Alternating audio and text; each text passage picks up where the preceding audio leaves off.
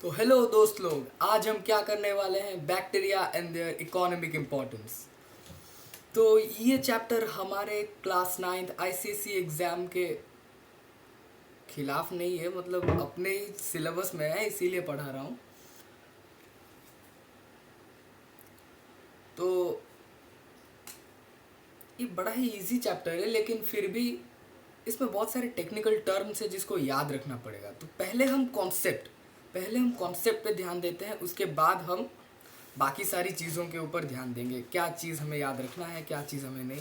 और ये सब कुछ और चीज़ें हैं, क्योंकि ये मेरा रफ कॉपी है और देखते हैं इसमें अगर जगह है तो फिर हम आगे जाएंगे। हाँ, बहुत जगह है, इसमें हो जाएगा आराम से, 2 पेज पूरा पड़ा हुआ है। तो ये जो नोट्स है आपको क्लास के बाद में मिल जाएंगी, मैं पीडीएफ कर दूंगा डिस्क्रिप्शन में, आप लोग देख लेना, कोई भी दिक्कत नहीं है। खैर, तो चलिए श्री गणेश करते हैं लेक्चर का। बैक्टीरिया, ये बैक्टीरिया हमारे चारों ओर हैं। इन बैक्टीरिया के बिना हमारा जीना नहीं। हम जीते हैं मरते हैं इन बैक्टीरिया के लिए, हाँ, कुछ और चीज़ के लिए नहीं। तो बैक्टीरिया ही एक्चुअली एक ऐसा चीज़ है which occupies every inch of the world. एक भी ऐसा जगह नहीं है जिधर बैक्टीरिया या फिर कोई अदर माइक्रो ऑर्गेनिजम्स नहीं हो सकते। हाँ, अब तुम बोलोगे क्या ना, डेटॉल लगा देंगे, डेटॉल लगा देने के बाद भी तो वो जगह साफ हो जाता है, उसमें बैक्टीरिया नहीं रहते। लेकिन वो भी नहीं, 99.99% ही उसमें से जा पाता है, 0.1% तो रहता ही है ना। तो वैसी कुछ बातें हैं। अब हमारा मेन मोटिव है, हम बैक्टीरिया के बारे में पढ़ेंगे। तो ये वाला जगह एक्चुअली में थोड़ा इनकन्वीनियंट हो रहा है, क्योंकि लाइटिंग प्रॉब्लम्स हैं। इधर तो सही दिख रहा है, लेकिन कैमरा में थोड़ा सा गलत दिख रहा होगा। खैर छोड़िए, चलो हम करते हैं। थोड़ा जूम आउट कर लेता हूँ, हाँ अब सही है। हम इसको साइड में रखते हैं। तो पहली बात हम करेंगे क्या, बैक्टीरिया के बारे में। हमारे ये चैप्टर एक्चुअली में बैक्टीरिया एंड फंगाई है। बैक्टीरिया और फंगाई दोनों के आगे हम पढ़ेंगे, दोनों के बारे में। बट ये दोनों को अगर हम कंबाइन करके पढ़ेंगे तो ये बहुत ही लेंदी हो जाएगा, और we don't want lengthy things. तो इसीलिए मैं इसको बाइफर्केट करके पढ़ा रहा हूँ। पहली बात तो हमें बैक्टीरिया का जो जनरल स्टडी है वो पढ़ेंगे। जो इस वाले क्लास में हम बैक्टीरिया का जनरल स्टडी पढ़ने वाले हैं। तो इसके बाद वाले क्लास में हम इकोनॉमिक इम्पोर्टेंस के बारे में पढ़ेंगे, इकोनॉमिक इम्पोर्टेंस के बारे में जानेंगे। वो एक्चुअली ये बैक्टीरिया, ये साला कहाँ काम आता है, ये बैक्टीरिया क्या करता है। तो इस चीज़ को हम बहुत ही ध्यान देने वाले हैं, economic importance of bacteria. So general study of bacteria and economic study of bacteria, how are they useful from the economic point of view। तो हाँ, मैं इंग्लिश का मास्टर नहीं हूँ, मुझे इंग्लिश बोलना अच्छी तरीके से नहीं आता, तो हो जाता है गड़बड़ी, please pardon me for that. तो पहली बात, जनरल स्टडी। ये जनरल स्टडी मतलब ये बैक्टीरिया एक्चुअली में कैसे प्रजाति के लोग होते हैं, क्या करते हैं, कैसे करते हैं, क्यों करते हैं। तो हम उसका एक ओवरव्यू लेने वाले हैं। और ये देख लो भाई, ओवरव्यू आ गया। Bacteria lack chlorophyll. पहली बात तो ये बैक्टीरिया जो है ये एक यूनिसेल्युलर ऑर्गेनिज्म है। यूनिसेल्युलर का मतलब क्या है, एक ही सेल है जिसमें एक ही बस, और वो एक ही सेल, वो भी प्रोकैरियोट है।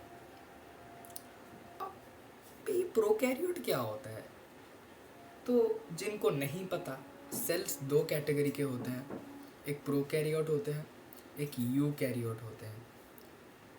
ये जो प्रोकैरियोट होते हैं ना, ये थोड़े कम पावरफुल होते हैं, थोड़ा सा कम इनका रहता है इंटेंसिटी।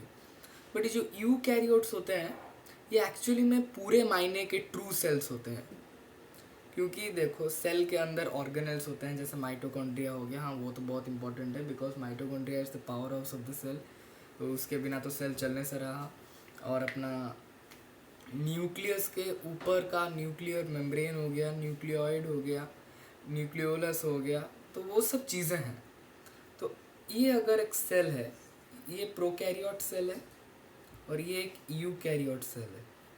तो प्रोकैरियोट सेल में क्या होगा ना, पहली बात तो इसमें सारे ऑर्गेनेल्स होंगे, ये कहीं माइटोकॉन्ड्रिया हो गया, तो ये कहीं एंडोप्लाज्मिक रेटिकुलम हो गया, please pad in my drawing, मैं ड्राइंग में बहुत बुरा हूँ। तो ये कहीं एंडोप्लाज्मिक रेटिकुलम हो गया, तो ये सब राइबोसोम्स ऐसे फ्लोट कर रहे होंगे चारों ओर। तो ये अपना न्यूक्लियस, न्यूक्लियस के क्या ना एक न्यूक्लियर मेम्ब्रेन होता है, ये जो न्यूक्लियस एज अ होल उसको एक मेम्ब्रेन प्रोटेक्ट करता है। सॉरी, ये यूकैरियोट का है, ये यूकैरियोट का है। ये एक नॉर्मल सेल, जो यूकैरियोट सेल जो होता है, एक नॉर्मल सेल में ये सब चीज़ें होते हैं, जैसे कि एंडोप्लाज्मिक रेटिकुलम हो गया, ये माइटोकॉन्ड्रिया हो गया, ये राइबोसोम्स हो गए। तो ये क्या ना एक पूरे मायने का एक ट्रू सेल हो गया, एक तो संपूर्ण सेल हो गया, पूरा सेल जिसमें सारे टाइप के ऑर्गेनेल, सारे टाइप के चीज़ें, जिससे कि बैक्टीरिया बैक्टीरिया तो नहीं, एक सेल अपना जीवन यापित कर सकता है, जिससे वो अपना लाइफ साइकिल को कंटिन्यू कर सकता है। मेरा हिंदी बहुत ख़राब है लेकिन फिर भी, तो ये अपना लाइफ साइकिल कंटिन्यू कर सकता है। So it contains all the necessary organelles that are required by the cell to continue the life cycle of it. On the other hand हमारे पास क्या है, प्रोकैरियोट्स। यूकैरियोट्स के पास सब चीज़ है, लेकिन प्रोकैरियोट्स के पास एक एंडोप्लाज्मिक रेटिकुलम होगा और एक तो न्यूक्लियस होगा, वो भी एकदम रूडिमेंट्री फॉर्म में, क्योंकि उसका तो कुछ होना ही नहीं वाला। जो भी कुछ भी होगा सब ये साइटोप्लाज्म में जो भी रिएक्शन मतलब रेस्पिरेशन होता है, ऑक्सीडेशन ऑफ फूड होता है, तो वो सब साइटोप्लाज्म में होता है। लेकिन इसमें साइटोप्लाज्म में भी होता है, राइबोसोम में भी होता है, माइटोकॉन्ड्रिया में भी होता है। तो ये पूरे मायने में एक ही बहुत ही पावरफुल सेल है और बहुत ही मतलब संपूर्ण टाइप का सेल है, लेकिन इसमें सारे चीज़ नहीं है जो भी यूज़फुल है अपने लिए, सारा चीज़ इसमें नहीं है। जैसे कि ये न्यूक्लियस, देखो ये न्यूक्लियस को कितने अच्छे से बना के रखा है ये लोगों ने। एक तो न्यूक्लियस है, इसका एक तो न्यूक्लियर मेम्ब्रेन होगा, फिर एक ऐसे ऐसे एनवेलप होगा, न्यूक्लियर एनवेलप होगा, फिर इसके अंदर में क्रोमैटिन फाइबर्स होंगे, इसके क्रोमैटिन फाइबर्स के अंदर में डीएनए होगा, ये डेंस मॉलिक्यूल जो इसके चार डेंस सब्सटेंस, मॉलिक्यूल क्या बोल रहा हूँ मैं, ये जो डेंस सब्सटेंस है ये न्यूक्लियोलाइड होगा। तो ये सब बहुत ही एक तो कंप्लीट टाइप का न्यूक्लियस है। ये न्यूक्लियस में देखो न्यूक्लियर मेम्ब्रेन है, एनवेलप है, न्यूक्लियर पोर्स हैं, ये सारे चीज़ है इस न्यूक्लियस में, जो आपने पहले पढ़ा होगा फर्स्ट चैप्टर में। So I can't just dictate them. तो ये पूरा वैसा का वैसा है, इसमें सारी चीज़ें अवेलेबल है। लेकिन ये प्रोकैरियोट्स में क्या ना, इसके अंदर का जो न्यूक्लियस होगा इसमें सिर्फ और सिर्फ एक तो जेनेटिक मटेरियल होगा, और इसके अलावा इसमें कुछ भी नहीं होगा। तो ये क्या हो गया ना, एक प्रोकैरियोटिक सेल हो गया, एक तो जेनेटिक मटेरियल होगा बस, एक तो रूडिमेंट्री न्यूक्लियस होगा। रूडिमेंट्री का मतलब क्या है ना, अंडर डेवलप्ड, और ये डेवलप करने भी नहीं वाला।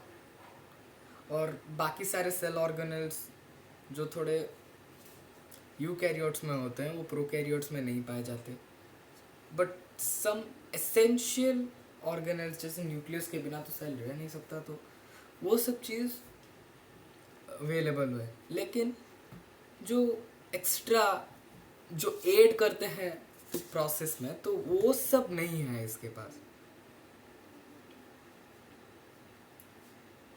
तो ये प्रोकैरियोट क्या है ना, एक रूडिमेंट्री टाइप ऑफ सेल है। तो अब आपको सब पता चल गया होगा यूकैरियोटिक क्या है, प्रोकैरियोटिक क्या है। देखो यूकैरियोटिक और प्रोकैरियोटिक को समरी करते हैं, लेट अस समराइज। समरी करने से मैं अच्छे से समझ में आता है। ये तो जो मैंने ऊपर ऊपर से बस समझा दिया, इसका सारांश क्या निकल के आता है। Prokaryotes do not have all the cell organelles, but only contain a few necessary organelles. Eukaryotes have all the cell organelles which are useful for the life cycle to be continued. और prokaryotes में क्या होता है ना, इसमें बस एक genetic material होता है न्यूक्लियस में, लेकिन और ज़्यादा इसमें कोई nuclear membrane, nuclear envelope, nuclear ये जो पोर्स, ये नहीं होते। बट यूकैरियोट्स में वो सब होते हैं। अब यूकैरियोट्स में डबल स्ट्रैंड होता है, ये एक डीएनए का डबल स्ट्रैंड होगा, लेकिन ऐसा डबल स्ट्रैंड होगा। बट इन द प्रोकैरियोट्स ये सिंगल स्ट्रैंड होता है, बस ज़्यादा कुछ नहीं होता, एक ही स्ट्रैंड होगा। तो ये भी एक पॉइंट है। और यूकैरियोट्स बहुत ही बड़े होते हैं एज़ कम्पेयर टू प्रोकैरियोट्स, क्योंकि यूकैरियोट्स में थोड़ा सा ज़्यादा सेल ऑर्गेनेल्स होते हैं, तो जाहिर सी बात है यार, वो बड़ा होगा, ये छोटा होगा प्रोकैरियोट। तो ये सब चीज़ें आपको पहले पता होगी, बट बाद में हम इसका रिकैप कर रहे हैं ताकि हम इस चैप्टर में आगे बढ़ सकें। तो हम अभी देखते हैं overview. Bacteria lack chlorophyll and their bodies are not differentiated. हाँ, डिफरेंशिएटेड बहुत ही अच्छा वर्ड है एक्चुअली में समझने के लिए, इसे समझना पड़ेगा। देखो, ये बैक्टीरिया जो है ये unicellular organism, unicellular prokaryotic cell है। अब डिफरेंशिएशन का मतलब देखो, ये एक प्लांट है, जो पता है प्लांट एक मल्टी सेल्युलर ऑर्गेनिज्म है, लेकिन फिर भी देखो ये कैसे डिफरेंशिएट हो रखा है। इसके स्टेम है, इसके पास लीव है, इसके पास अपना रूट सिस्टम है। So the plant body is differentiated into leaves, stem and roots. मतलब बहुत ही अलग अलग टाइप के सेल्स हैं उधर, लेकिन ये जो बैक्टीरिया का बॉडी है इसमें तो है ही सिर्फ एक ही सेल, और ये डिफरेंशिएट ही नहीं हुआ है। डिफरेंशिएट वो मैथ्स में 12वीं में डिफरेंशिएशन है, एक्चुअली में वैसा नहीं है। मुझे हाँ मैथ्स आता है थोड़ा बहुत, वो डिफरेंशिएट नहीं है ये एक्चुअली में। इस डिफरेंशिएशन का मतलब अलग अलग टाइप के सेल्स जो स्पेशल काम करते हैं, तो इसको हम डिफरेंशिएशन कहते हैं।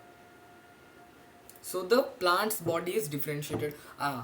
आपके पास एक ठो पैर होगा, एक ठो आँख होगा, एक हाथ होगा, कुछ बाल होंगे, तो ये सब अलग अलग टाइप के सेल्स हैं, और एक ही ऑर्गेनिज्म जो हो आप, तो आपके अंदर ही ये उंगली है, ये नाखून है, ये जो भी है, ये सब डिफरेंट टाइप ऑफ सेल्स से बने हुए हैं, तो इसको डिफरेंशिएट करना कहते हैं, और ये डिफरेंशिएटेड है। लेकिन ये जो बैक्टीरिया है, ना ही इसमें क्लोरोफिल है, क्योंकि ये तो फोटोसिंथेसिस नहीं करेगा, इसमें क्लोरोफिल नहीं है, और बॉडीज आर नॉट डिफरेंशिएटेड। देखो ये बॉडी ऐसे डिफरेंशिएट नहीं हो रखा है। Actually bacteria lies in the group of Monera. हाँ, 7th क्लास में हमने पढ़ा था 5 किंगडम क्लासिफिकेशन। अब जितना दूर तक मुझे पता है 5 किंगडम क्या होता है, पहली बात है मोनेरा, दूसरी बात है प्रोटिस्टा, उसको प्रोटिस्टा बोलते, प्रोटिस्टा नहीं बोलते। उसके बाद है फंगाई, उसके बाद है प्लांटिया वे जो भी यार छोड़, उसके बाद होता है एनिमलिया। तो ये 5 किंगडम है। इन 5 किंगडम के बेसिस पे हम डिवाइड करते हैं सारी चीज़ को। तो मोनेरा जो होता है सबसे छोटा होता है। एक्चुअली मोनेरा और प्रोटिस्टा दोनों यूनिसेल्युलर बींग्स के लिए होते हैं, लेकिन फिर भी ये जो मोनेरा है, ये मोनेरा में क्लोरोफिल नहीं होता, और ये प्रोकैरियोटिक सेल्स में से होता है। तो बैक्टीरिया जो है, हम जिस ये बैक्टीरिया से मिलने वाले हैं, ये बैक्टीरिया एक्चुअली में मोनेरा जात का है। तो इससे अपना जात पूछ लेना, ये बोलेगा मोनेरा। ये 5 जात में डिवाइड हो रखे हैं, जैसे हम जात सिस्टम रखे हैं क्लासिफाई करने के लिए लोगों को। तो ये 5 किंगडम क्लासिफिकेशन के हिसाब से मोनेरा में है, तो मोनेरा। हाँ, तो ओवरव्यू से हमको क्या पता चला, ये जो बैक्टीरिया नाम का जो वत्स है, जो इंसान तो नहीं है, मतलब जो भी है, वो मोनेरा जात का है, वो डिफरेंशिएट नहीं हुआ है, वो यूनिसेल्युलर है, और उसमें क्लोरोफिल नहीं है। तो अब हम इंट्रोडक्शन के बारे में देखते हैं क्या इंट्रोडक्शन है।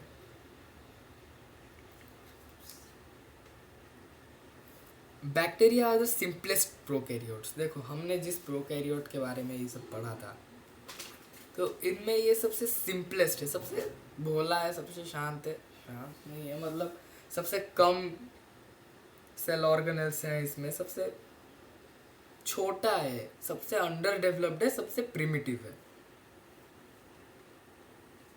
और each bacterial cell has its nuclear material in the form of nucleoid. देखना, ये अगर एक बैक्टीरियल सेल है तो इस बैक्टीरियल सेल में एक तो ऐसे न्यूक्लियस होगा, और इस न्यूक्लियस में न्यूक्लियर मेम्ब्रेन तो नहीं होगा, लेकिन जो भी जेनेटिक मटेरियल इसके अंदर है वो न्यूक्लियोइड के रूप में प्रेजेंट है। मैं सारे डायग्राम्स और सारे जो भी सब याद करने वाला चीज़ें मैं इसमें भेज दूंगा। I will just give it the link in the description so that you can watch it. और कृपया करके क्लास में नोट्स ना लिया जाए, क्योंकि क्लास में नोट्स लेने पर ना क्या होता है, मैं भी बहुत बार क्लास के दौरान नोट्स लेता था अगर, तो मुझे एक्चुअली में ठीक से समझ में नहीं आता था, क्योंकि टीचर तो अपना बके जाएगा लेकिन बच्चा जो है वो लिखने में ही बिजी रह जाएगा। अगर कहीं पे वर्ड आ गया तो वो टीचर समझा दिया होगा, लेकिन ये बच्चा तो समझ नहीं पाएगा ना, क्योंकि वो तो वर्ड को लिखने में बिजी था। तो इसलिए कृपया कर क्लास के दौरान नोट्स ना लीजिए। क्लास के बाद में जो रिवीजन, उस रिवीजन के तौर पे नोट्स को लिखना बहुत ही ज़रूरी है, तो उसको उधर लिख लेना चाहिए।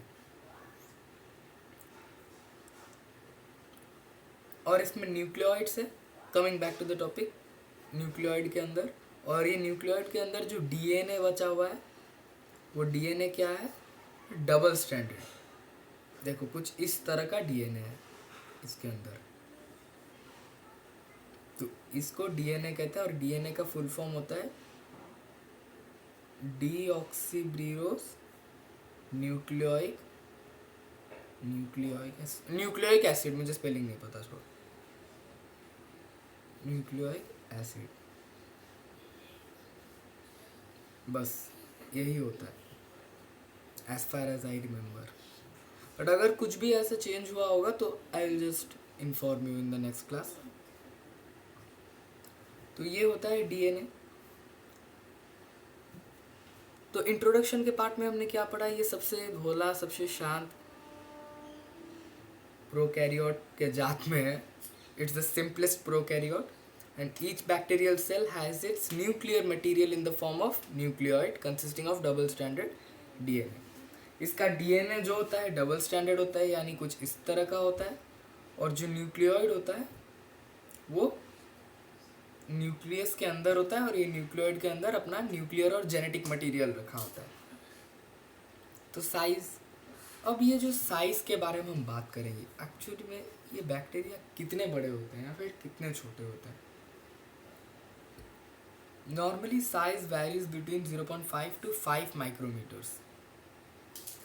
अब जिन लोगों को नहीं पता माइक्रोमीटर क्या होता है, माइक्रो क्या होता है, तो हमेशा याद रखो ये चीज़।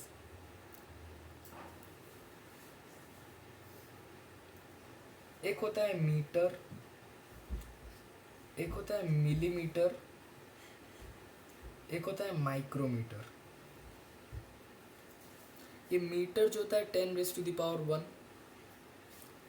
ये मिलीमीटर जो होता है 10⁻⁻³ माइक्रोमीटर जो होता है 10⁻⁻�6 होता है।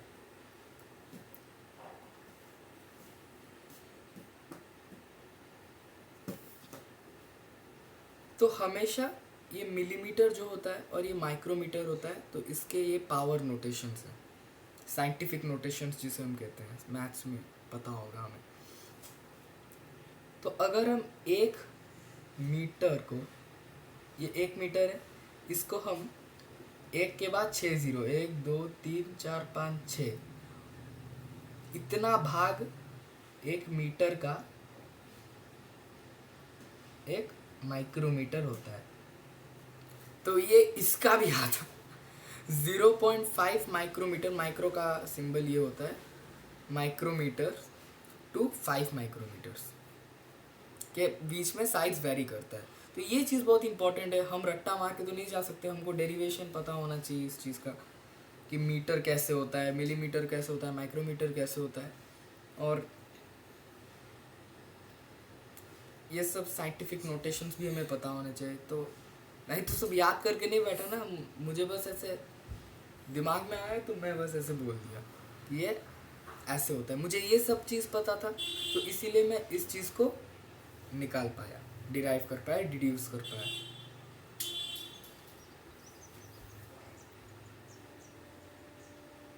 तो इनका साइज़ इतने में वैरी करता है। और हाँ, आपके जानकारी के लिए बोल देना चाहिए कि जो सबसे छोटा सेल है वो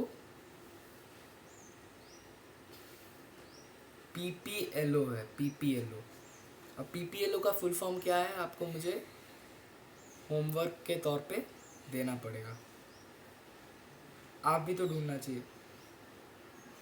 तो हम इसे नेक्स्ट क्लास में बोलेंगे पीपीएलओ का फुल फॉर्म क्या है, तब तक आपको इसे ढूंढना है। मैंने तो कह दिया पीपीएलओ, बट ये पीपीएलओ क्या होता है? हाँ, मुझे पता है आप लोग ढूंढोगे नहीं, तो मैं बता देना चाहता हूँ। ये pleuropneumonia like organisms, pleuropneumonia like organisms, वो जो सेल होता है वो सबसे छोटा सेल होता है। PPLO is the smallest cell in the cell family. तो ये जो बैक्टीरिया है ये अलग अलग शेप और साइजेस में अवेलेबल है। जैसे पैंट शर्ट वो अलग अलग साइज में मिलते हैं, तो ये भी वैसे अलग अलग साइज में मिलता है। कहाँ जा रहा है यार, ये अंदर तक लाइट आ रहा है, थोड़ा आगे रख देना चाहिए। हाँ, अब सही है, अब सही से आ रहा होगा। हाँ या तो जो बैक्टीरिया है ये 4 प्रकार के आते हैं, 4 प्रकार के साइज में आते हैं। 4 प्रकार के साइज के बारे में तो बात कर लिए, शेप के बारे में बात करेंगे। तो ये चीज़ को हमें याद रखना है।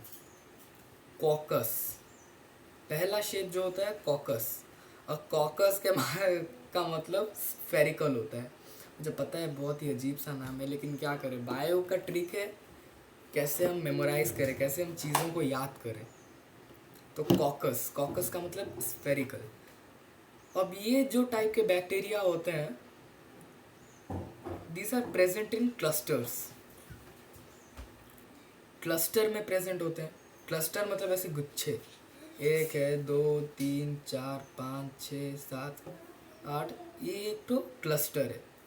तो ये जो टोटल को हम क्या बोलेंगे, स्टैफिलोकोकाई। जो इधर लिखा है देख रहे हो आप, स्टैफिलोकोकाई, क्लस्टर्स, ये सब लिखा है।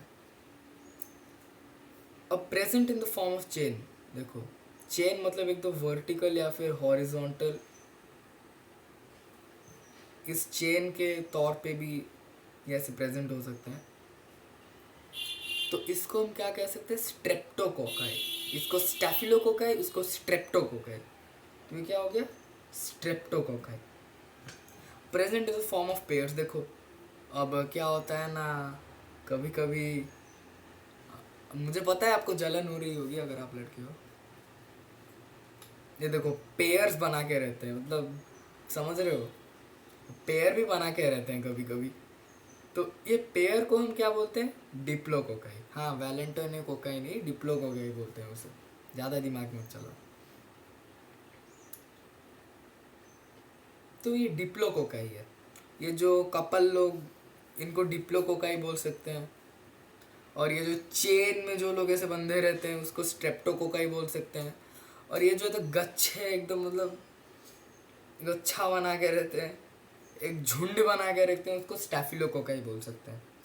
तो हाँ, फिर से एक और बात, कॉकस क्या होता है, कॉकस गोल गोल स्फेरिकल जैसे अपना ये बॉल होता है, तो उस शेप के होते हैं। व्हेन प्रेजेंट इन गुच्छा और clusters they are known as staphylococci. When present in the form of chain, जैसे दो लंबा चेन, जैसे ट्रेन, ट्रेन तो आपने देखा ही होगा, ट्रेन कैसे एक डिब्बा एक डिब्बा एक डिब्बा ऐसे चेन की तरह लगा होगा। तो अगर वैसे ये लोग अरेंज हुए होंगे, then it is known as streptococci. और अगर वैलेंटाइन के कपल की तरह जुड़े होंगे, I mean if they exist in pairs, then it's known as diplococci. तो हाँ, पहली बात हमारा हो गया, क्लास में ही सब कुछ समझ के जाना है, क्लास में ही सब कुछ याद करके जाना है, क्योंकि याद करने वाली चीज़ें इनसे भी बहुत ज़्यादा है जो मैं आपको लिख के भेजूँगा। क्योंकि याद करने में मैं तो कोई, मैं आपकी हेल्प नहीं कर सकता, मैं आपको बस बोल सकता हूँ कि हाँ ये चीज़ याद करना है, ये चीज़ एग्ज़ाम में आएगा। तो वो बहुत ही इम्पोर्टेंट चीज़ है, आपको याद करके जाना चाहिए। Because most of the times आपका ऐसा क्वेश्चन आ जाएगा, give the example of this caucus bacteria who live in clusters. अब आप स्टेफिलोकोकाई तो लिख के नहीं आओगे ना, क्योंकि स्टेफिलोकोकाई उनका जनरल नाम है। उसका एक एग्जाम्पल होगा कि किस टाइप के बैक्टीरिया एक्चुअली में क्लस्टर्स में रहते हैं, तो उस चीज़ को हमें याद करके जाना पड़ेगा। ये जो बैसिलस बैसिलस जो रॉड शेप बैक्टीरिया है, तो ये एक्चुअली में कैसे, कौन से बैक्टीरिया ऐसे रॉड की तरह रहते होंगे, कौन सा बैक्टीरिया दही जमाता होगा, तो वो सब चीज़ को भी देखना पड़ेगा। We must remember all the examples associated with this, क्योंकि 20 मार्क के एग्ज़ाम में तो एग्जाम्पल ही ज़्यादा पूछेगा, कॉन्सेप्ट की तो आज कोई कदर ही नहीं करता, बट कॉन्सेप्ट क्लियर होना चाहिए। तो हम इसीलिए वीडियोस बनाते हैं, कॉन्सेप्ट वीडियोस, जिसमें सिर्फ और सिर्फ कॉन्सेप्ट होगा। ये एक्चुअली चीज़ क्या है ना, इसमें याद करने वाला कोई चीज़ नहीं है, इसमें सिर्फ कॉन्सेप्ट है, ये कॉन्सेप्ट बेस्ड चीज़ है एकदम।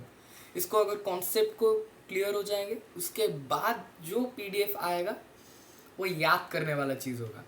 तो वो याद करने वाले चीज़ को हमें याद करना होगा, वो भी अच्छी तरीके से। So that's the thing. तो coming back to the topic, ये बैसिलस, ये बेसिलस क्या है, ये बेसिलस क्या है, बेसिलस क्या है ना, ये रॉड शेप्ड, ये देखा होगा थोड़ा इलोंगेटेड शेप के रहते हैं, इस टाइप के। अब अगर एक ही, ये दो टाइप के वे में रहते हैं, दो टाइप के कंडीशंस में रहते हैं। एक एकदम सिंगल यूनिट की तरह रहते हैं, ये एक ही रॉड है, और इफ प्रेजेंट इन चेन्स, मैंने क्या कहा था, ये एकदम, ये क्लासिकल एग्जांपल है, ट्रेन के डब्बों की तरह एकदम अरेंज होके एकदम चेन्स में ऐसे लगे होंगे। तो इनका कोई एज सच नाम नहीं है, जैसे इसका एक जनरल नाम था स्टेफिलोकोकाई, डिप्लोकोकाई, स्ट्रेप्टोकोकाई, तो इनका कोई एज सच जनरल नेम नहीं है। इनके कुछ एग्जाम्पल्स हैं, तो उन एग्जाम्पल्स को आपको याद करके रखना पड़ेगा, जो मैं आपको जल्दी भेज दूँगा। तो पलटा देते हैं देखते हैं क्या आता है। ये स्पाइरिलम क्या है भी, ये स्पाइरिलम और ये विब्रो, तो ये चीज़ है। चलिए मेरा पेपर ख़त्म हो गया, देखते हैं अगर कहीं पेपर होगा तो फिर उसको लाएंगे। अरे कॉपी ख़त्म हो गया यार, बड़े गंदे वे में ख़त्म हुआ। हाँ इधर से हम इधर कर सकते हैं। वाह बड़ा सही मैथ्स किया यार मैंने। हाँ मैं आपकी मैथ्स भी लेने वाला हूँ, क्योंकि मुझे मैथ्स पढ़ाना भी बहुत अच्छा लगता है, मैथ्स पढ़ना मैथ्स पढ़ाना भी अच्छा लगता है। तो हाँ मैं मैथ्स और बायोलॉजी दोनों का फ़ैन हूँ, क्योंकि टीचर तो मैं बोलूँगा नहीं, क्योंकि मैं अभी भी बच्चा ही हूँ। अच्छा लगता है मुझे ये सब करना, देखते हैं कितने देर तक अच्छा लगेगा। तो the third type of bacteria that we are going to deal with is spirillum. ये स्पाइरिलम क्या होता है ना, जो स्पाइरल, आजकल पास्ता आता है, आप लोगों ने देखा होगा, जो स्पाइरिलम ऐसे स्पाइरल टाइप के आते हैं, उसको क्या बोलते हैं इटालियन में मुझे तो नहीं पता, लेकिन कुछ से बोलते होंगे। तो वो ऐसे स्पाइरिलम होगा, और वो ऐसे स्पाइरल्स के रूप में ऐसे घुमावदार तरीके से ऐसे अरेंज हुआ होगा। देखा है ना ऐसा पास्ता, वो एक तो मैकरोनी टाइप का ऐसा एक तो पास्ता होता है, एक ऐसा पास्ता होता है वो थोड़ा पैरेललोग्राम टाइप का, डायगोनल्स बाइसेक्ट करते हैं, और हाँ वो थोड़ा तो स्पाइरल टाइप का रहा होगा। बस तो ये 3 टाइप के पास्ता, और इनमें से आप विजुअलाइज करने के लिए ये स्पाइरिलम को यूज़ कर सकते हो। अब have one or more flagella at the end of their bodies, इसमें कोई सब टाइप्स नहीं होते। देखो ये अगर एक तो बैक्टीरिया का बॉडी है, तो ये ऐसे लगा होगा एक फ्लैजेला। और ये फ्लैजेला क्या होता है ना, ये flagella is a locomotory organ. Locomotory organ मतलब, लोकोमोशन का मतलब क्या होता है, मूवमेंट। ये पेन अगर इधर है तो इधर से इधर जाने के लिए इसको लोकोमोशन करना पड़ेगा। जाहिर सी बात है ये खुद तो लोकोमोशन नहीं कर सकता, इसका मूवमेंट में मैं हेल्प कर रहा हूँ। अगर मुझे इस रूम से उस रूम तक जाना पड़ेगा तो मैं लोकोमोशन कर रहा हूँ उस वक्त। सो that's the thing only, flagella is a locomotory organ. And ये लाइटिंग ठीक नहीं हो रहा, क्या छोड़ दे, यही सही है और क्या। Flagella is a locomotory organ, एकदम लोकोमोशन में हेल्प करेगा। क्योंकि बैक्टीरिया का मूवमेंट के बारे में हम आगे पढ़ने वाले हैं, बैक्टीरिया कैसे मूव करते हैं, क्या होता है। तो बैक्टीरिया के पास एक ऐसा ऑर्गेनिज्म, एक क्या ऑर्गन होता है जो ऑर्गन मूव करने में हेल्प करता है। ऐसे ऐसे ऐसे ऐसे अगर वो मूव करेगा, अपने आप को छांटेगा, तो बैक्टीरिया अपने आप ऐसे थोड़ा थोड़ा थोड़ा थोड़ा आगे जाएगा। तो आप ऐसे एक वीडियो आता होगा आपके यूट्यूब फीड में, वो थोड़ा कुछ ऐसे माइक्रो ऑर्गेनिज्म ना, माइक्रो ऑर्गेनिजम्स को दिखाता होगा माइक्रोस्कोप के अंदर, तो वो कैसे मूव कर रहे होंगे, उनका फ्लैजेला एक होगा, तो वो फ्लैजेला को ऐसे ऐसे मूव कर देते होंगे, तो वो उनका बॉडी अपने आप आगे मूव होता रहता होगा। तो कुछ उस टाइप का है। और लास्ट टाइप जिसके बारे में हम डील करने वाले हैं वो है विब्रियो। विब्रियो क्या होता है ना, कॉमा शेप्ड बैक्टीरिया, एकदम कॉमा कॉमा की तरह रहा होगा। कॉमा मतलब ज़रूरी नहीं ऐसा ही कॉमा, ऐसा कॉमा, ऐसा कॉमा, इस टाइप का थोड़ा सा रहा होगा। एक्चुअली स्पाइरलम और ये विब्रियो का शेप थोड़ा बहुत सेम होता है, क्योंकि हमने इसे छोटे तरीके से बनाया है।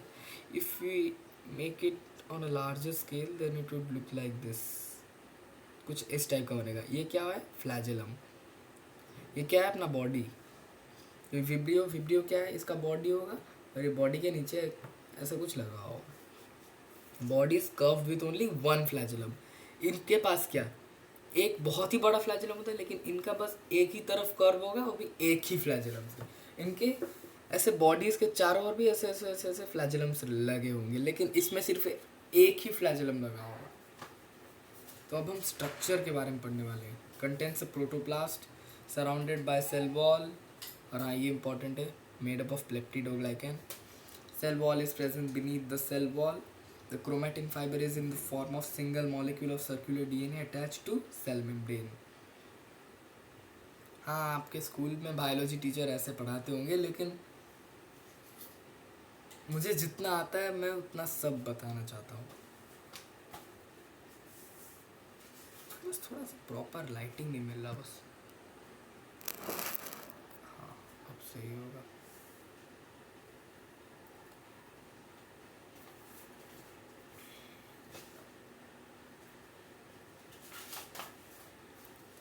प्रोटोप्लास्ट क्या है हम सबको तो पता ही होगा। ये जो सेल है, और इस सेल के अंदर जो भी सेल ऑर्गेनेल्स है, मान लो न्यूक्लियस है, ये है, तो साइटोप्लाज्म और इस सेल ऑर्गेनेल्स को मिला देने के बाद जो भी एरिया बनता है उसको प्रोटोप्लास्ट कहते हैं। साइटोप्लाज्म होता है और प्रोटोप्लाज्म होता है, तो ये पूरा टोटल प्रोटोप्लाज्म होता है। तो ये प्रोटोप्लास्ट भी उसी से ही मिलता जुलता एक ऑर्गेनेल है। सराउंडेड बाय सेल वॉल, देखो ये एनिमल सेल्स में क्या होता है ना, सेल वॉल नहीं होता, लेकिन ये जो बैक्टीरियल सेल्स हैं इनमें एक सेल वॉल होता है। और हाँ, remember cell wall, remember cellulose, ये आपको कब बताया गया होगा, कि जब आपका से प्लांट्स के बारे में पढ़ाया गया होगा। Remember cell wall, remember cellulose, लेकिन एक्चुअली में इधर वैसा कुछ नहीं है। सेल वॉल का मतलब सेल्यूलोज नहीं है, इधर का सेल वॉल थोड़ा पेप्टिडोग्लाइकन का बना हुआ है। नाम थोड़ा मुश्किल है लेकिन फिर भी पेप्टिडोग्लाइकन, पेप्टिडोग्लाइकन का बना हुआ है। ये वाला पॉइंट क्लियर हो गया। एक सेल वॉल और सेल वॉल किससे ना, पेप्टिडोग्लाइकन। ये एकदम रिमेंबर करने वाली चीज़ है, याद रखने वाली चीज़ है, इसीलिए आपको अपना टीचर ऐसे पढ़ाता नहीं होगा ये सब, लेकिन फिर भी हमको जानना तो है ना आखिरकार ये किस चीज़ का है। तो इसके लिए मैं एक टिप दे सकता हूँ, बार बार जितनी बार हो सके अपने बुक को रीड करना। बुक को रीड करोगे तो बुकिश लैंग्वेज अच्छे से याद रहेगा। ये जो कॉन्सेप्ट मैंने आपको समझाया है, ये कॉन्सेप्ट आप अगर समझ जाओगे, उसके बाद अगर आप बुक्स को फॉलो करोगे तो बहुत सही से आपका हो जाएगा। Cell membrane is present beneath the cell wall, ये बहुत ही नॉर्मल सी चीज़ है। सेल वॉल के बाद में सेल मेम्ब्रेन ज़रूर आता है, क्योंकि सेल वॉल तो फ्रीली परमिएबल होता है, लेकिन सेल मेम्ब्रेन क्या होता है, सिलेक्टिवली परमिएबल होता है। मुझे पता है आप लोगों ने सेमी परमिएबल बोला हुआ, लेकिन एक्चुअली में सेमी परमिएबल नहीं होता है, ये सिलेक्टिवली परमिएबल होता है, as it written in many books. क्योंकि सेमी परमिएबल का मतलब है आधा चीज़ अंदर जाएगा, आधा चीज़ नहीं, लेकिन ये एक्चुअली में वैसा नहीं होता। सिलेक्टिवली परमेबल मतलब इसको सिर्फ सिलेक्टिव मटेरियल्स अंदर लेना है, सारा मटेरियल नहीं लेना। तो ये एक्चुअली में सिलेक्टिवली परमेबल है। अगर आपके ऑप्शंस में दो, एक सेमी परमेबल एक सिलेक्टिवली परमेबल का ऑप्शन होगा, तो आपको हमेशा सिलेक्टिव परमेबल का ऑप्शन चूज करना चाहिए।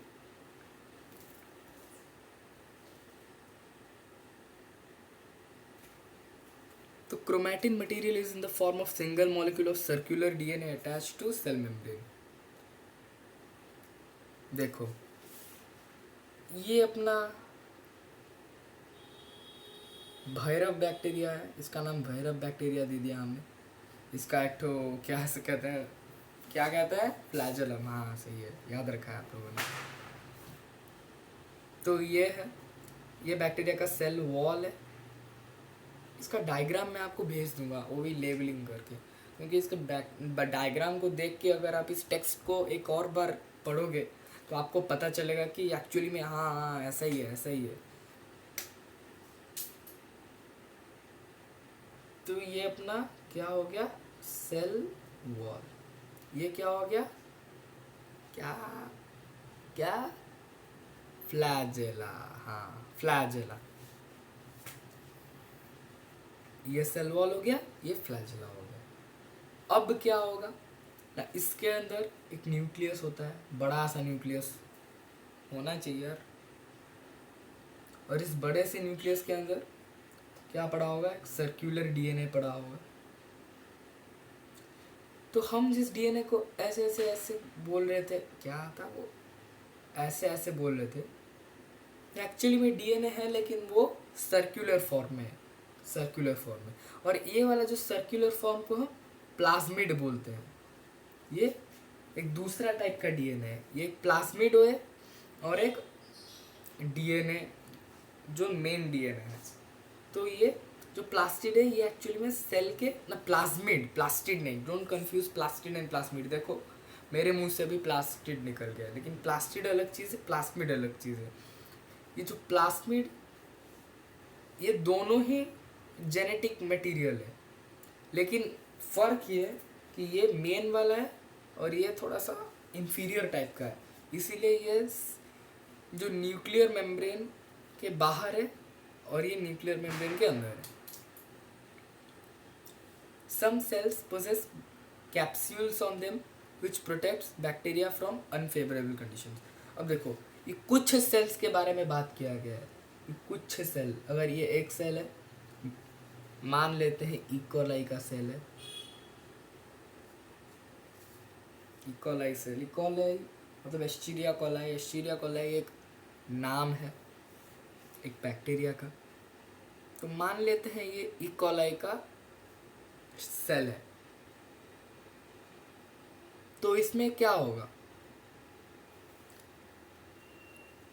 पहली बात है कि इसमें एक सेल वॉल होगा। अब इस सेल वॉल के बाहर कुछ कैप्सूल्स लगे होते हैं, छोटे छोटे, बहुत छोटे होते हैं, दिखते नहीं है, वैसे तो बैक्टीरिया भी नहीं दिखते, लेकिन बहुत छोटे छोटे कैप्सूल्स लगे होते हैं। ये कैप्सूल्स कब ग्रो करते हैं, जब अनफेवरेबल कंडीशंस आते हैं। फेवरेबल कंडीशंस क्या है, 25 से लेकर 40 डिग्री, 7.4 का पीएच और ऑक्सीजन होना चाहिए इफ़ दे आर एरोबिक। ये तो एरोबिक सेल है, तो इसमें ऑक्सीजन की प्रेजेंस बहुत ज़रूरत है। तो अगर इन 3 फैक्टर्स में से कोई भी 2 या फिर एक फैक्टर अगर मिसिंग होगा, तो ये जो कैप्सूल है इसके चारों ओर एक सिस्ट बना देगा। सिस्ट मतलब एक कवरिंग बना देगा, और एक कवरिंग इतना डेंस और इतना मोटा और इतना इफेक्टिव होगा इस सेल को प्रोटेक्ट करने में कि इससे कोई भी फ़र्क नहीं पड़ेगा, चाहे पानी 100 डिग्री का हो, चाहे एनवायरनमेंट 150 डिग्री का हो या फिर 1000 डिग्री का हो, तो ये स्पोर्स के फॉर्म में रह जाएंगे और this will help them in thriving in the unfavourable conditions. तो ये पहला स्लाइड है जो कंप्लीट हो गया। क्या करे, बजट नहीं है ना, इसको स्लाइड बोलना पड़ता है, दुख साला का खत्म नहीं होता। हाँ, अब आ गए हम मूवमेंट के बारे में। मोस्टली इमोटाइल, देखो मैंने क्या कहा था, ये बैक्टीरिया में एक्चुअली मूवमेंट होता नहीं है, बहुत ही रेयर मूवमेंट होता है। लेकिन कुछ बैक्टीरिया जिनमें ये फ्लैजेला होता है, ये फ्लैजेला इनको ऐसे ऐसे ऐसे ऐसे करके कुछ थोड़ा बहुत some extent of movement provide कर सकता है। ये न्यूट्रिशन, मोस्टली इनमें क्लोरोफिल नहीं होता। देखो मोस्टली को अंडरलाइन किया गया क्योंकि भाई बहुत बड़े प्रजाति हैं, कुछ भी कर सकते हैं यार वो, उनके पास बहुत बड़ा ऑप्शन होता है, बहुत बड़ा वैरायटी है। बहुत ही ऐसे रेयर बैक्टीरियाज होंगे जिसमें क्लोरोफिल होगा, लेकिन मोस्ट ऑफ द केस अगर हम जनरली देखते हैं तो क्लोरोफिल एक्चुअली में प्रेजेंट नहीं होता। They do have a heterotrophic mood. अब हेट्रोट्रोफिक मूड का मतलब क्या, ऑटोट्रॉफ्स और हेट्रोट्रॉफ्स। ऑटोट्रॉफ्स का मतलब जो डायरेक्टली अपना एनर्जी सन से ऑब्टेन करते हैं, जैसे कि ग्रीन प्लांट्स हो गए, और इनमें क्लोरोफिल अगर नहीं है तो ये हेट्रोट्रोफ्स ही होंगे, जाहिर सी बात है। हेट्रोट्रोफ्स मतलब ये सेकेंडरी न्यूट्रिशन ऑब्टेन करते हैं। अब सम में है सैप्रोफाइटिक। सैप्रोफाइटिक मतलब जो डिकेइंग मटेरियल होता है, जैसे रास्ते में किसी का लाश पड़ा होगा तो लाश के ऊपर बैक्टीरिया सब लग गए होंगे अपने काम में। So this is also an example of saprophytic mood and do also have a heterotrophic mood, क्योंकि कुछ ऐसे बैक्टीरियाज होते हैं जो सम प्राइमरी ऑर्गेनिजम्स को ऐसे हंट करके कंज्यूम भी करते होंगे। और सम आर केमो ऑटोट्रॉफिक, ये एक बहुत ही इंपॉर्टेंट वर्ड है। They obtain energy through the oxidation of inorganic molecules. अब ऑर्गेनिक मॉलिक्यूल्स क्या होता है, जिनमें कार्बन कंपाउंड्स होते हैं।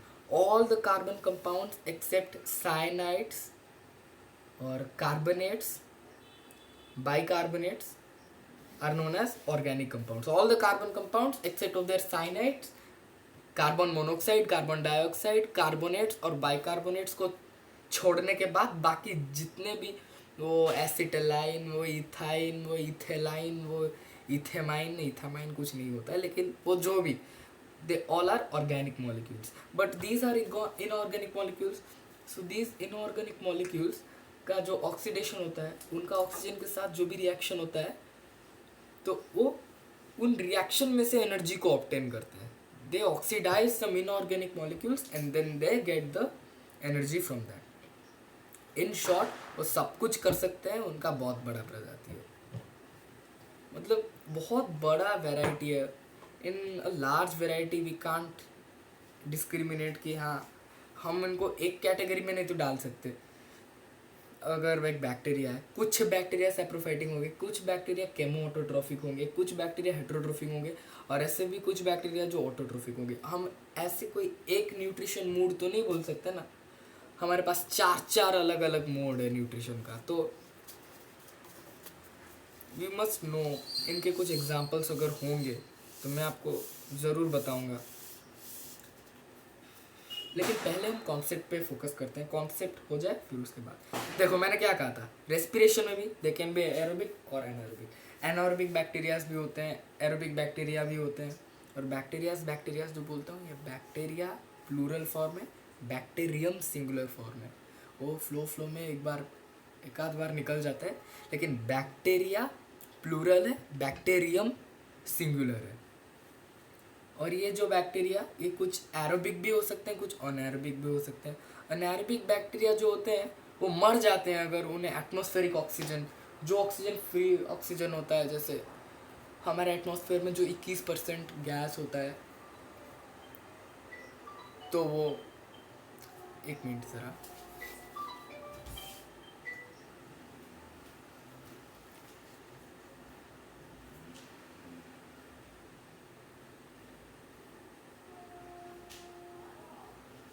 वो क्या करेगा, मम्मी का फ़ोन मेरे रूम में था तो वो थोड़ा बजने लगा तो मैं जाकर उसे देने लग गया।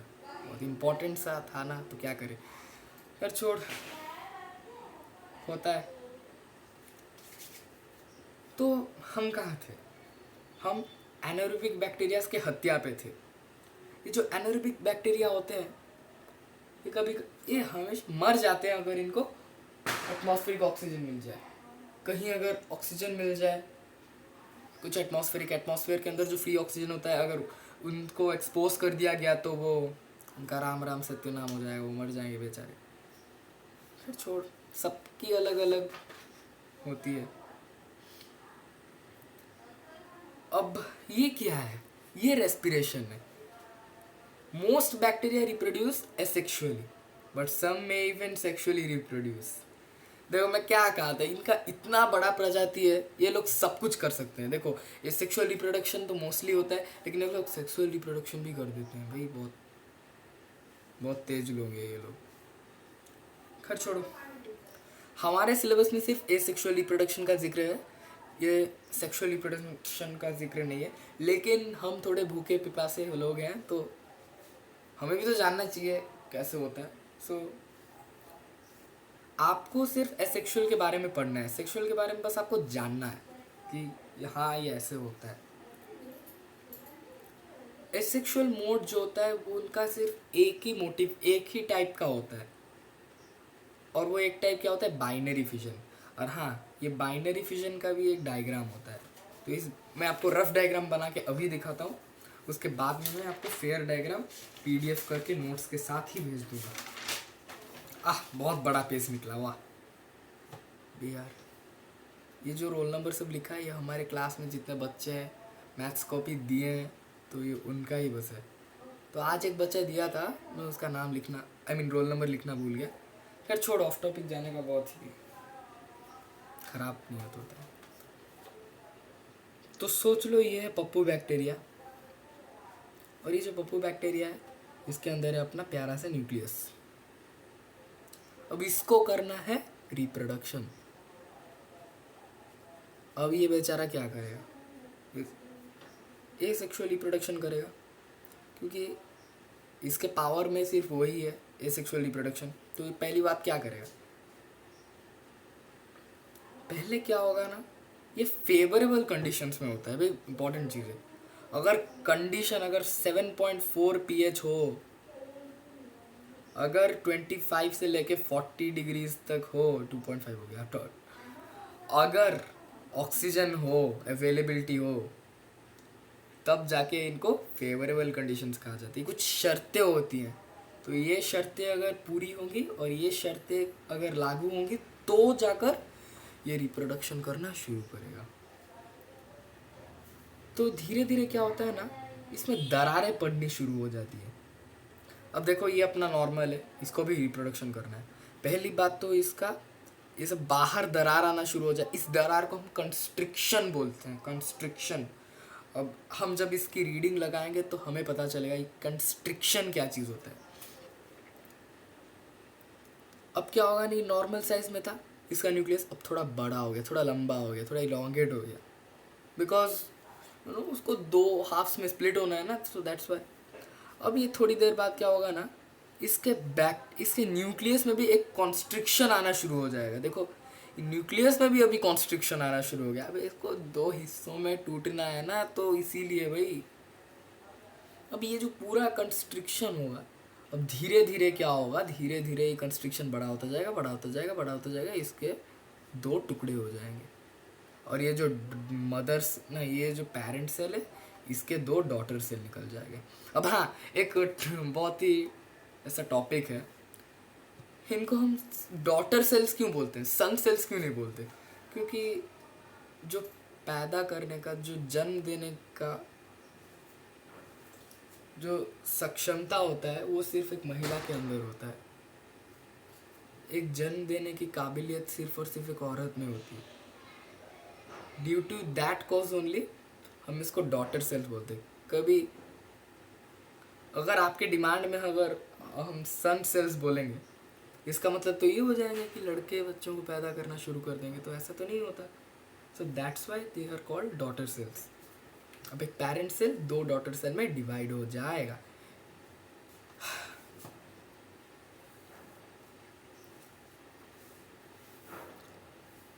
अब क्या है, एसेक्सुअल रिप्रोडक्शन के बारे में हमने पूरी तरह से जान लिया। अब क्या आता है ना, सेक्सुअल रिप्रोडक्शन। अब हम जो प्लास्मिड के बारे में पढ़ते, ये एक्चुअली में सिलेबस के अंदर है ही नहीं, लेकिन हम फिर भी थोड़ा बहुत एक्चुअली नॉलेज लेना चाहिए। अभी तो हमारे पास वक्त है तो हम थोड़ी बहुत नॉलेज ले सकते हैं। जब हमारा रिवीजन सेशन आने शुरू कर देगा, जब हम रिवीजन करना शुरू करेंगे, then will not have such things.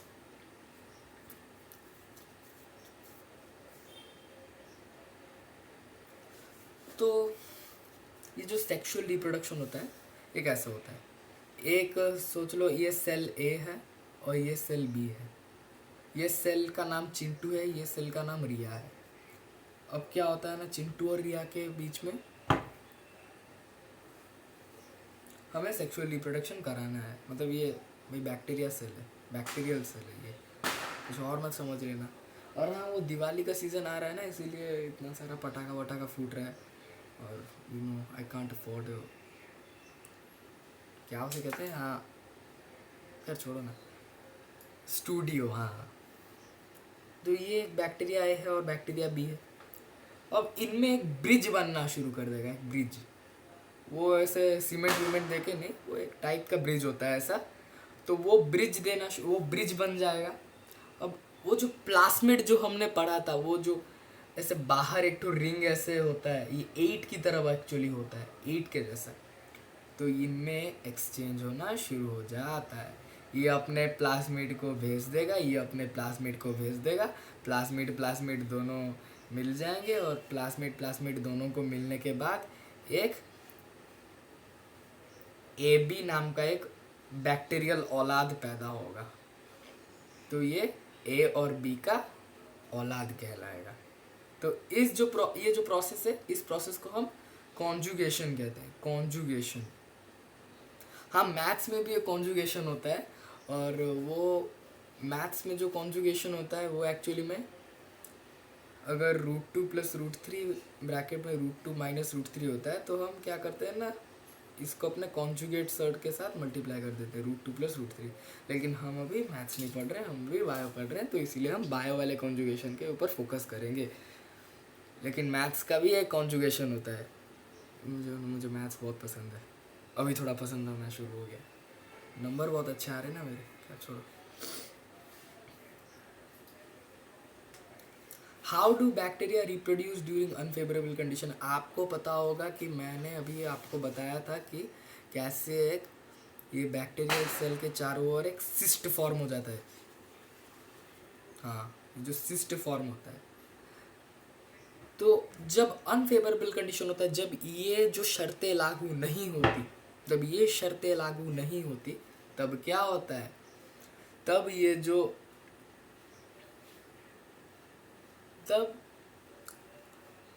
ये अपने चारों ओर ये बैक्टीरियल सेल एक सिस्ट प्रोड्यूस कर देता है, सिस्ट फॉर्म कर देता है। अब ये जो सिस्ट है, ये सिस्ट स्पोर को बचा के रखता है, वो एकदम बचा के रखता है। अपने अंदर के जो सेल है उसको डॉर्मेंट मतलब आपने ज्योग्राफी में पढ़ा होगा, active volcano, dormant volcano. Active मतलब एकदम अभी एकदम सतेज होगा, लेकिन डॉर्मेंट का मतलब थोड़ा सा सोया हुआ। कहते हैं ना, सोया हुआ शेर को कभी जागना नहीं चाहिए, तो उस टाइप का डॉर्मेंट। ये एकदम सोया हुआ है, अभी इतना एक्टिव नहीं है, लेकिन जब एक्टिव होगा तब रिप्रोड्यूस करना शुरू कर देगा। बट अभी तो ये एक्टिव नहीं है, तो ये एक स्पोर, ये टोटल यूनिट को हम स्पोर बोलते हैं। और ये जो स्पोर है, ये सेल वॉल के अंदर जब बनता है, इसको एंडोस्पोर बोलते हैं। ये तो मैंने थोड़ा कॉम्प्लिकेट कर दिया। ये सेल वॉल है, ये अपना न्यूक्लियस है, तो इसके अंदर क्या होगा, सिस्ट फॉर्म होना शुरू कर देगा।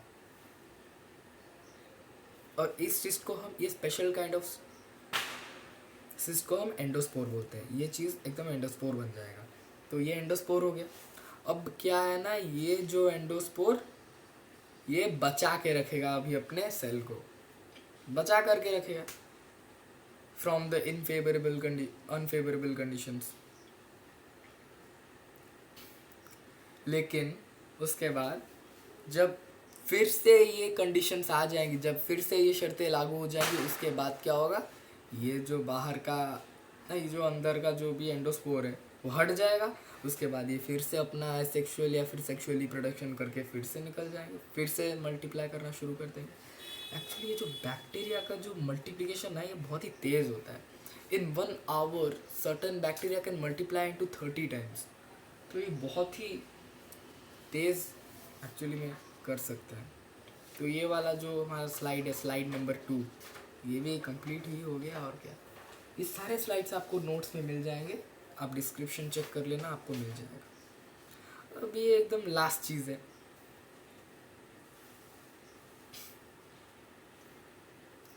ये जो लास्ट चीज़ है, कंडीशंस फॉर बैक्टीरियल ग्रोथ। मैंने क्या कहा था, कंडीशन के आगे जिक्र भी मैंने बहुत बार कर लिया है।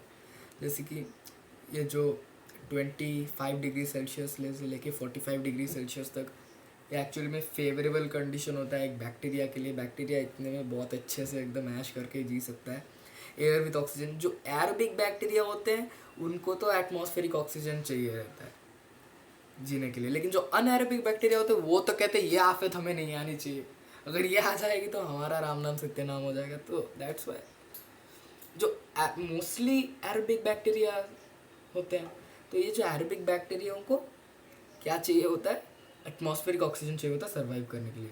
क्योंकि ये लोग पानी के अंदर अगर ऑक्सीजन होगा तो उससे सर्वाइव नहीं कर सकते, इनको एटमॉस्फेरिक ऑक्सीजन चाहिए, जो फ्री ऑक्सीजन जो अभी हम ले रहे हैं उस टाइप का थोड़ा सा चाहिए। और पीएच मतलब क्या ना, उस टाइप का मतलब एसिडिसिटी का एक मेजर को हम पीएच कहते हैं। तो पीएच की थोड़ा बेसिक कंडीशंस में रहना चाहते थे, 7.4 पीएच, 7.4 पीएच में रह सकते हैं।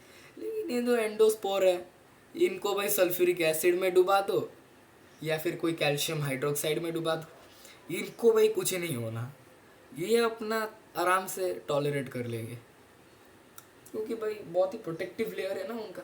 लेकिन जो फेवरेबल कंडीशन होता है ये स्लाइटली अल्कनिन कंडीशंस बहुत ही अच्छे होते हैं, अच्छा माना जाता है बैक्टीरियल ग्रोथ के लिए।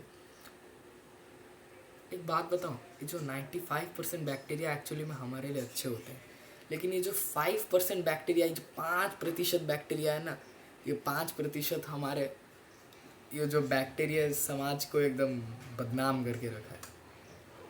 तो बैक्टीरिया नाम सुन के कूदना मत, because you are some educated students, आपको जनरलाइज करना आना चाहिए। ये चीटी क्या कर रही है मेरे पेपर के ऊपर, हट। हाँ, तो ये हमारा पार्ट 1 कंप्लीट हो गया जो जनरल स्टडी है। तो आप एक बार इस नोट्स को पढ़ लेना, और यहाँ पे मैं कुछ टिप्स शेयर करना चाहता हूँ। आप मेरे बहुत अच्छे दोस्त हो, तो मैं चाहता हूँ कि आप लोग एग्ज़ाम्स में बहुत ही अच्छा स्कोर करें, और दबदबा बना रहना चाहिए अपने क्लास में, दबदबा बना रहना चाहिए। बायोलॉजी टीचर का हमेशा मुंह चुप रहना चाहिए, कुछ नहीं बोल सकती वो क्लास में, समझा। एकदम कॉन्सेप्ट को एकदम रगड़ के क्लियर करना है सारी चीज़ को। तो देखते हैं जी, memorise all the examples of bacteria. देखो मैंने अभी एग्जाम्पल का एक भी जिक्र नहीं किया क्योंकि they are not necessary right now, क्योंकि हमें अभी के लिए कॉन्सेप्ट के ऊपर फोकस करना है, नॉट ऑन द एग्जाम्पल्स। लेकिन एक बार हमें अगर कॉन्सेप्ट याद हो जाएगा उसके बाद हम एग्जाम्पल्स को 1 बाय 1 देखेंगे। ये एक्चुअली में मेरा टिप है, मैं इसके तरीके से पढ़ाई करता था, इसलिए मुझे जो थोड़ा बहुत मिला अच्छी बात है। But mostly memorize by writing, क्योंकि देखो ये ज़ैंथोनोमस वैल्वेराई, वो ज़ैंथोनोमस क्या नाम सब है, तो we can't just memorize it by reading, हमको इसे लिख के प्रैक्टिस करना पड़ेगा, लिख के प्रैक्टिस करना पड़ेगा। क्योंकि हम अगर बार बार लिखेंगे तो हाँ वो हमारे जहन में बैठ जाएगा, बार बार लिखेंगे। सिर्फ बैक्टीरिया के नाम को लिखना है बस, और कुछ लिखना नहीं है, बस बैक्टीरिया के नाम और बैक्टीरिया का example. Diagrams are very important, ये बैक्टीरिया का डायग्राम, ये न्यूक्लियस का डायग्राम, ये प्रोकैरियोट्स का डायग्राम, ये बहुत ही ज़रूरी है। इस चीज़ को हमें हमेशा साथ में रखना चाहिए। और ये जो regular practice of labelling is required, क्योंकि डायग्राम्स को अगर आप भूल जाते हो तो आपका वैसे ही 5 मार्क कट जाता है एग्ज़ाम में। और finally read the book line by line after each topic. अभी हमने क्या पढ़ा, अभी हमने सेल,